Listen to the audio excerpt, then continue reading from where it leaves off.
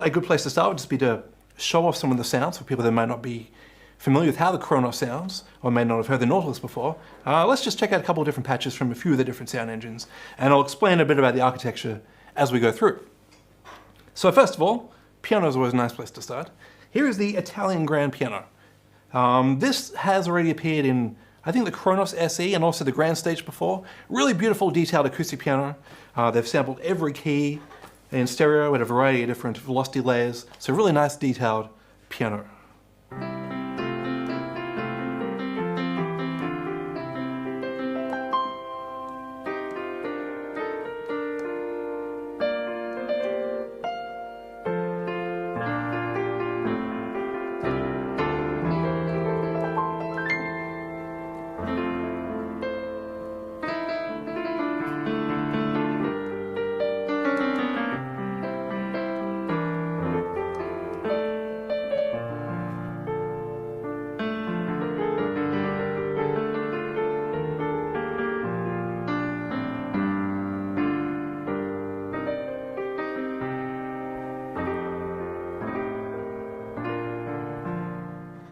Okay, so this is running through the SGX2 piano engine. So it's a sound engine geared specifically towards acoustic pianos. So like I say, plenty of different samples of every key there. You know, we can lift the lid up and down. It's sample based, but it also synthesizes the sympathetic string resonance. There's a lot of S's there. As you can see, just to get that extra bit of realism. Kind of hear them poking through there. So a really cool, detailed, specific acoustic piano engine. Moving on, got some great kind of vintage electric pianos as well.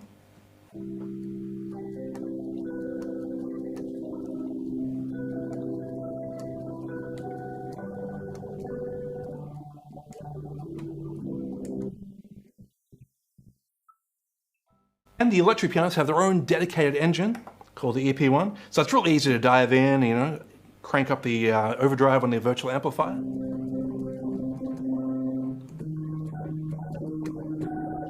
Back that off a little bit. You can even experiment with different sort of stomp boxes, different pedals in front. Let's try a phaser instead.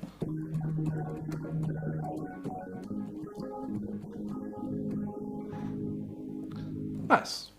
So again, all the same 9 sound engines as the Kronos. Let's keep moving along. There's another great organ patch here. You know, can tweak some settings from the front panel, like the Leslie speed.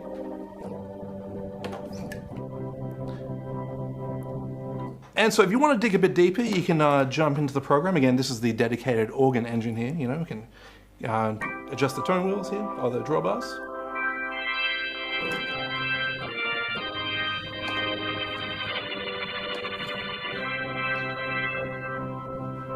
At least that's one way to adjust the tone, the drawbars. There are quite a few different ways here as well. So the way I'm navigating all these presets here is set list. So this is the live performance oriented mode. Nautilus has 4 different modes. If we press the mode button, we can see them here. These are the 4 different modes. Set list is one we were just on. Then all of the presets we'll encounter in the Nautilus will fall into one of 3 different categories. They'll either be programs, which are usually individual instruments, like a piano or an organ like we've been playing. Combinations, which are up to 16 programs, all kind of stacked and laid together to get those big ensemble sounds. And sequences, where we record songs. So we can have up to 16 MIDI tracks and 16 audio tracks. And setlist is a way of organizing presets from all those 3 different modes. So if you want to find a specific program, you can go into program and then browse those individual presets and do the same for the 3 different modes. However, setlist doesn't discriminate between any of them. So you're looking at programs, combis, and sequences all in this one view. In fact, if you look, I don't know how detailed we have here, but in the bottom left of every slot, we can see program or combi or song or sequencer. Yeah, so it's a great way of organizing all of them in the one spot. Cool. This was in the Kronos already. It was one of the few ways to get to this setlist mode was to buy a Kronos. But they've made a few really cool tweaks here in Nautilus. So the interfaces had a few upgrades. For example, if we're on that nice kind of organ sound, and we want to adjust some drawbars, we can change tab to the tone adjust tab. And now we have our drawbars there on the screen.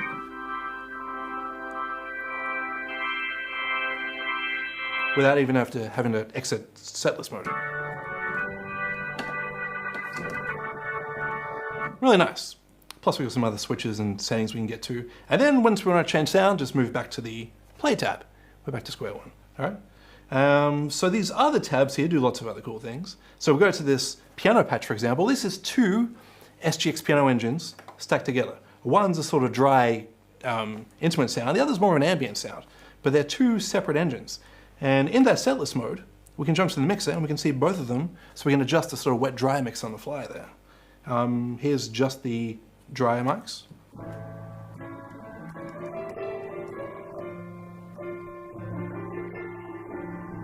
And now let's bring in the wet mics.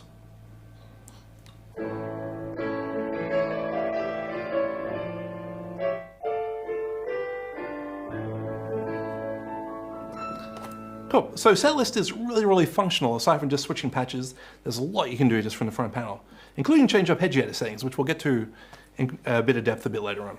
So that's a lot of sort of acoustic sounds. Let's check out some synthesizer sounds. Here's a Pwm Pad. This uses the AL1 analog modeling synth engine. So a really cool virtual subtractive synth, really powerful. Let me just play a few notes.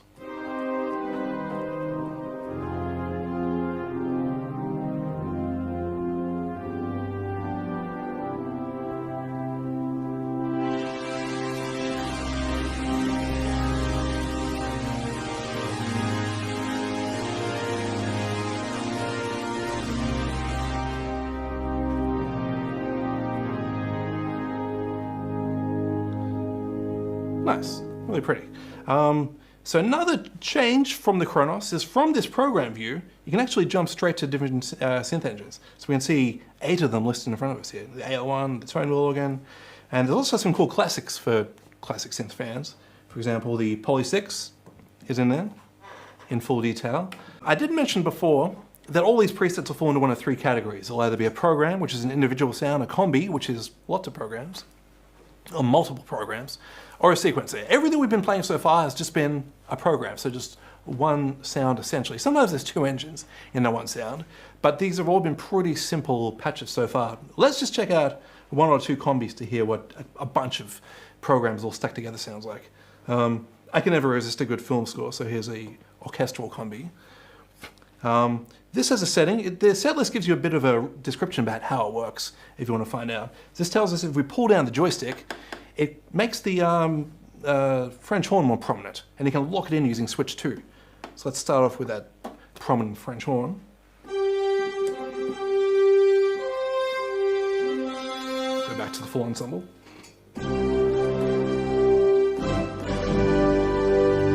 Very nice. And this is a really dynamic patch with lots of different elements that come in and out depending on how hard you play. So it's really reactive to your playing dynamics as well.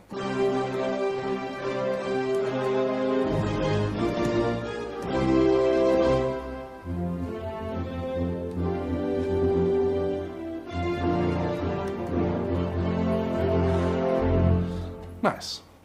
What do you say we check out a few more combis quickly, because there's some really cool stuff here.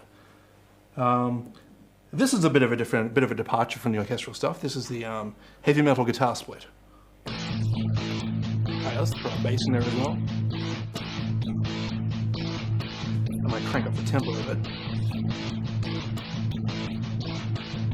Yeah, and you can jam along.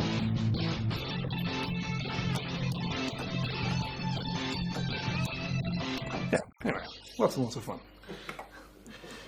So I hope that's a bit of an example of just how diverse these sound engines are and how much you can do, because it really covers everything from synths to orchestral instruments to, you know, world instruments, everything you could possibly want. It's all buried in there.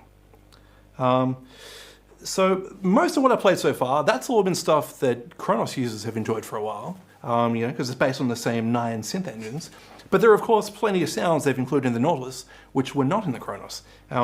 Sounds which I don't think you'll find anywhere. These are really interesting, unique sounds that Korg have built or sampled specifically for this instrument. Almost built, because they've really gone to town in the preparation for this. Take this patch, for example, the rubber piano. So what they've done is they've taken a otherwise nice acoustic piano and they've embellished it with a variety of unique foreign objects. So they've stashed things like bits of rubber between the strings. And that has interesting effects. So these are really unique. They call them prepared pianos.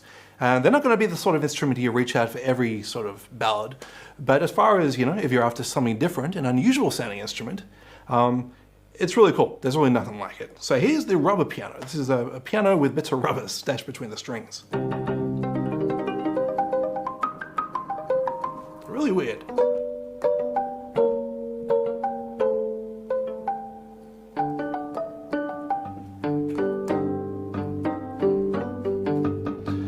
Like I say, really unusual, but beautifully sampled. So even the notes that are not so melodic, so to speak, some sort of deader notes up the top here, they still have a lot of character and they're still a lot of fun to play. And I don't know how to explain it. It's something you have to really try for yourself. But just playing these notes, it really feels like a different instrument. It feels like you're playing a piano stuffed with weird stuff. So really cool. Like I say, not the sort of piano you're going to use all the time, but if you want something unusual, this has plenty of options for you. That's one of the prepared pianos. Let's check out some more of them. Felt piano, similar thing, but with bits of felt between the strings. A few more of those dead notes up top. And they get pretty wild up here. We're getting into pretty kind of avant-garde territory here. Here's the screw piano.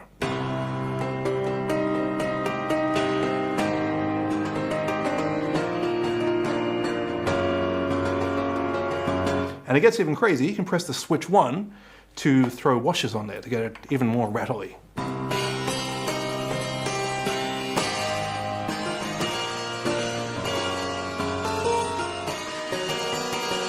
And some of these are really weird notes as well.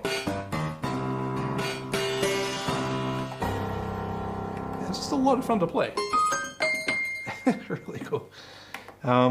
Here's a bolt piano. I guess they've put bolts between the strings. That's pretty whack. That's pretty wild.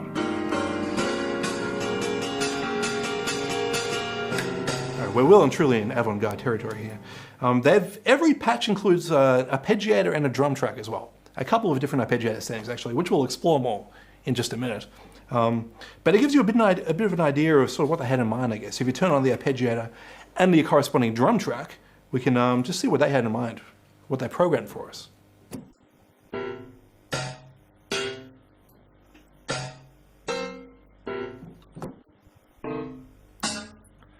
All right, I wasn't sure what was going to happen then. Let's try some different arpeggiators. Oh yeah.